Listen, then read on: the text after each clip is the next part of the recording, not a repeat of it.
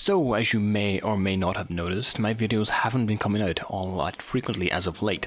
And well, the main reason for that is that I struggle to come up with interesting topics to discuss that don't either waste my own time in making a video on them, or wasting your time in listening to me talk about them, or ramble about some topic. So instead, it got me thinking about what makes World of Warships unique, and why do people still play it, and enjoy playing it. So in that vein, today we're going to be taking a little bit of a look at some of the unique aspects of World of Warships that differentiate it from other games that are similar, but perhaps maybe don't have the same success or pull of World of Warships. Oh, and a lot of the footage I use in my videos comes from my Twitch stream at twitch.tv/thedarkcalling.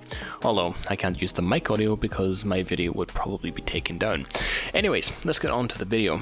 So we're going to look at this from three different perspectives: the community, the theme/history of the game, and finally the game timing or the game flow. Let's look at the community first though. The community of World of Warships is, let's say, a little bit of an outlier when it comes to online gaming. You see, what you usually get with online games are basically a bunch of kids roaring and shouting at each other, and yeah, it can become extremely toxic extremely quickly. Which, when I think about it more, causes a lot of players and a lot of games to lose a lot of players. I mean, who wants to play a game where in every single match you play, if you so happen to make a single mistake, you're going to be berated into the abyss? World of Warships, on the other hand, is a little bit different. Now, to be completely honest, there are some elements of the community that are pretty toxic, and I don't think that anyone who plays a game for longer than a couple of weeks will not have a bad day and occasionally rage at someone in chat. But it's still very much a rarity, well, at least relative to other games. And of course, like most things I talk about here, I include myself in this too. I'm not immune to those days where I see all my allied DDs die to the enemy, and I'm left to take on a Colbert, Daring and Summers in my Holland. Yeah, at that point I'm not really liable for the stuff that I type. Anyways, my uncontrollable rage aside, the World of Warships community for the most part is made up of people who are, let's say, a fair amount older than your average gamer, and this sort of ties into the next topic also, which is the game's historical theme overall. That said though, the fact that such a substantial part of the actual player base is older leads to a lot more of a controlled atmosphere, shall we say, when people are actually in the game. What that actually means though is that people aren't going to tell you how much they had sex with your mother last night after you got into a disagreement with them, although you still might get a few of those every so often. Anyways, let's get on to the next topic at hand.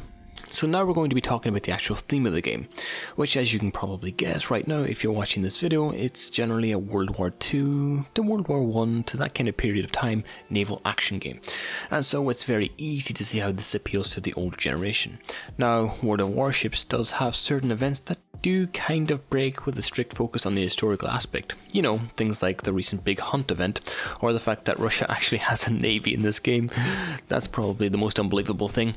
Anyways, now you may be thinking there's plenty of other historically themed video games. Games like Battlefield or Call of Duty, although it is a bit of a stretch to call Call of Duty a historical game. But why aren't these games similar to World of Warships and the type of audience that they attract? Well, for one thing, they're much more popular in comparison to World of Warships. By a lot. But I also think that a factor that people don't really think about enough is the way these games play out, and that's what we'll be discussing in the next topic. Okay, so now I think we get on to something that I think really affects why the player base of this game and the game itself is so unique, both in terms of the players that it attracts and the people that keep playing, and that's none other than the game flow and the game time. You see, the main difference between World of Warships and games like Battlefield is that in Battlefield, your playing process goes like this. You spawn into the game, you grab your gun, you run out onto the map, and you either quickly kill a bunch of people and then die, or do what I like to do and spawn into the game, run out onto the map, and then die instantly from a sniper that's 300 meters away. When you compare this to World of Warships, where you spawn into a ship, and before the game even starts you have to spend a couple of minutes getting into a position to actually affect the game, you can see that there's a lot of difference between the attention span needed to actually remain invested into the game.